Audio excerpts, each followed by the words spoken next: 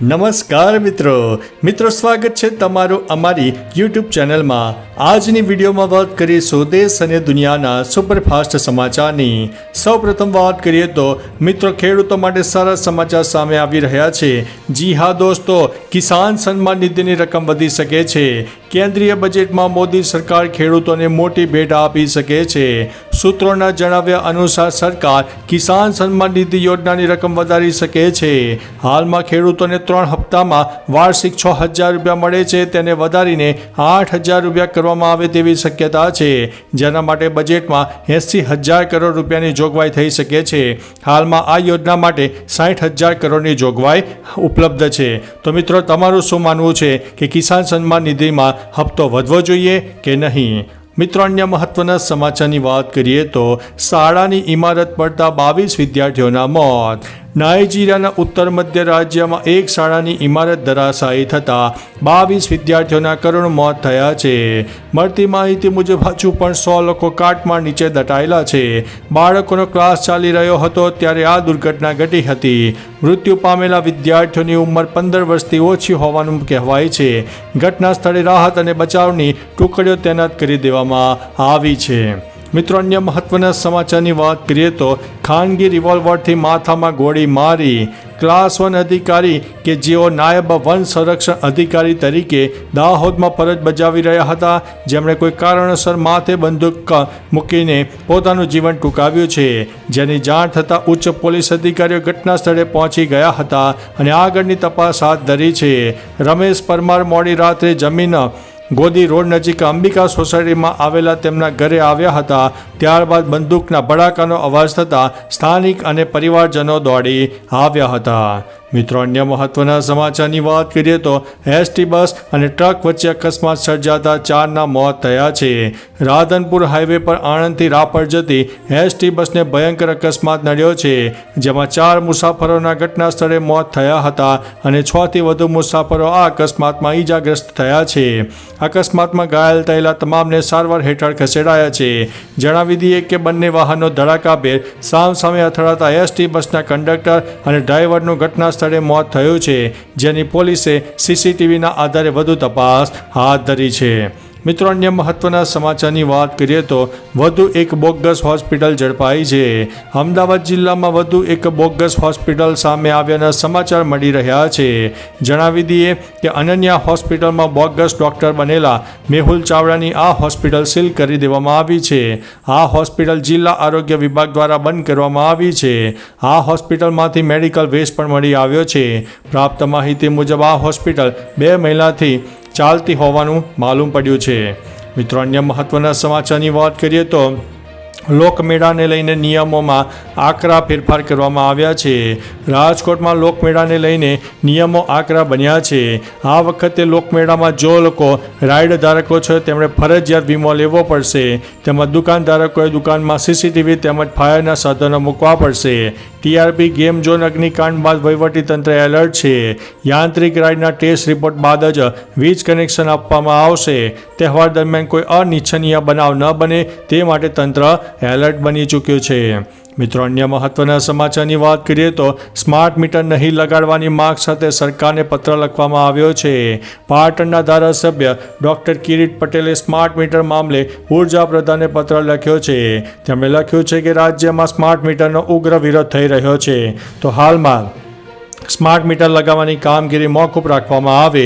જો કે ઉર્જા સચિવની સૂચનાનો અનાદર કરીને યુજીવીસીએલ સ્માર્ટ મીટર લગાવવાની કામગીરી કરવાની હોય ધારાસભ્યએ પાટણ જિલ્લામાં તેનો વિરોધ કરવાની સાથે મીટર નહીં લગાવવા સરકારને પત્ર પણ લખી દીધો છે। મિત્રો, અન્ય મહત્વના સમાચારની વાત કરીએ તો સ્કૂલ બંધ કરવાનો નિર્ણય।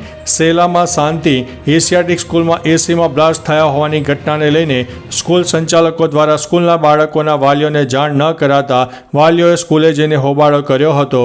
રોષે ભરાયેલા વાલીઓએ શાળામાં ફાયર સેફટીના સાધનોની તપાસ કરી હતી।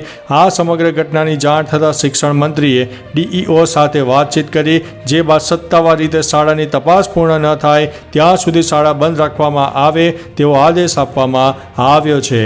મિત્રો અન્ય મહત્વના સમાચારની વાત કરીએ તો બુલેટ ટ્રેનના 5 સ્ટેશનોમાં રેલ લેવલ સ્લેબનું કામ પૂર્ણ થઈ ચૂક્યું છે.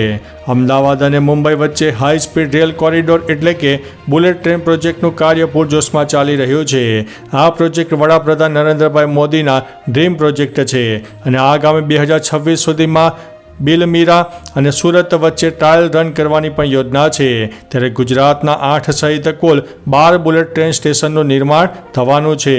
તેમાંથી ગુજરાતના 8 સ્ટેશનો પર રેલ લેવલનું સ્લેબનું કામ પૂર્ણ થયું છે. મિત્રો અન્ય મહત્વના સમાચારની વાત કરીએ તો 24 મામલતદારોની બદલી અને બઢતીનો ધમધમાટ સામે આવ્યો છે. ગુજરાતમાં 24 મામલતદારોની બદલી અને બઢતીનો ધમધમાટ શરૂ થઈ ગયો છે. વર્ગ 2ના કુલ 24 મામલતદારોની બદલી કરવામાં આવી છે, જ્યારે 2 મામલતદારોને વર્ગ 3માંથી વર્ગ 2માં પ્રમોશન આપવામાં આવ્યું છે. અમદાવાદ જિલ્લાના 2 મામલતદાર AM પરમારનું વડોદરા જિલ્લામાં તો અશોક જે ગોહિલનું જૂનાગઢના વંથલીમાં ટ્રાન્સફર કરાયું છે. રાજકોટના મામલતદાર MD દવેનું જસદણમાં ટ્રાન્સફર કરાયું છે. મિત્રો અન્ય મહત્વના સમાચારની વાત કરીએ તો શિક્ષકોની ભરતીને લઈને મોટા સમાચાર સામે આવ્યા છે. રાજ્યમાં માધ્યમિક અને ઉચ્ચતર માધ્યમિક શાળામાં 7,500 શિક્ષણ સહાયકોની ભરતી થશે. ભરતીમાં વ્યાયામ, કોમ્પ્યુટરના વિષય, ચિત્ર અને સંગીતના વિષયો પણ સમાવેશ કરવામાં આવ્યો છે. શિક્ષણ સહાયકોની ભરતીને લઈને રાજ્ય શિક્ષણ મંત્રી કુબેર ડિંડોર દ્વારા જાહેરાત કરાઈ છે. મિત્રો અન્ય મહત્વના સમાચારની વાત કરીએ તો નબીરાએ રાહદારીઓને ઉડાડ્યા છે. સમગ્ર દેશમાં હિટ એન્ડ રનના બનાવો દિવસે દિવસે વધતા જોવા મળી રહ્યા છે. ત્યારે ગુજરાતની ડાયમંડ નગરી ગણાતા સુરતમાં નશામાં ધૂત એક નબીરાએ પોતાની ઓડી કારથી રાહદારીઓને ઉડાડ્યા હતા, જેમાં 4 લોકો ગંભીર રીતે ઈજાગ્રસ્ત થયા છે, જેમને તાત્કાલિક સારવાર અર્થે હોસ્પિટલમાં ખસેડવામાં આવ્યા હતા. જોકે પોલીસે નશામાં ધૂત કાર ચાલક વિરુદ્ધ ગુનો દાખલ કરીને આગળની કાર્યવાહી હાથ ધરી છે. મિત્રો અન્ય મહત્વના સમાચારની વાત કરીએ તો તિરુપતિ જતી બસ સાથે ટ્રકે ટક્કર મારતા 9ના મોત થયા છે. કોલાર નજીક શુક્રવારે સવારે એક મોટો અકસ્માત થયો હતો, જેમાં એક ટ્રકે મુસાફરોથી ભરેલી બસને ટક્કર મારતા 9 લોકોના મોત થયાની માહિતી સામે આવી છે. આ અકસ્માતમાં 15થી વધુ લોકો ઘાયલ થયા હોવાનું કહેવાય છે. જોકે પોલીસ ઘટના સ્થળે પહોંચીને આગળની કાર્યવાહી કરી હતી અને ઘાયલોને હોસ્પિટલમાં લઈ જવાની કામગીરી પણ કરી હતી. જણાવી દઈએ કે હાલ ઘાયલોની હોસ્પિટલમાં સારવાર ચાલી રહી છે.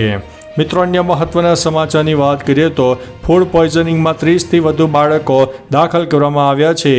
છોટા ઉદેપુરની એકલવ્ય મોડલ રેસિડેન્સી સ્કૂલમાં 30થી વધુ બાળકોની તબિયત લથડી હતી, જેમાં પ્રાપ્ત માહિતી મુજબ બાળકો દ્વારા વોમિટિંગ અને પેટમાં દુખાવાની ફરિયાદ કરાતા તેમને તાત્કાલિક સારવાર અર્થે ખસેડવામાં આવ્યા હતા, જેમાં ફૂડ પોઈઝનિંગ થયું હોવાનું સામે આવ્યું હતું. આ ઘટના બનતા છોટાઉદેપુર પંથકમાં ખળભળાટ મચી ગયો છે. મિત્રો અન્ય મહત્વના સમાચારની વાત કરીએ તો લીવ ઇનમાં રહેવા માટે માતા પિતાની મંજૂરી જરૂરી. લીવ ઇનમાં રહેવા માટે માતા પિતાની મંજૂરી જરૂરી કરી દેવામાં આવી છે. ઉત્તરાખંડની અનુસંધાન રિપોર્ટમાં જાહેરાત કરવામાં આવી છે અને બિલમાં લગ્ન અને છૂટાછેડા, ઉત્તરાધિકારી, લીવ ઇન રિલેશનશિપના નિયમો મામલે ઉલ્લેખ કરવામાં આવ્યો છે. લગ્ન કર્યા વિના આપસી સહમતિથી રહેનારા કપલ વચ્ચે જવાબદારી, સંપત્તિ વિવાદ અને સંતાન ઉત્પત્તિ અને પછી ઉત્તરાધિકારીને લઈને વિવાદ થયા છે. તો ચાલો મિત્રો, ફરીથી દેશ અને દુનિયાના સુપરફાસ્ટ સમાચાર લઈને મળતા રહીશો. ત્યાં સુધી અમને રજા આપશો. નમસ્તે.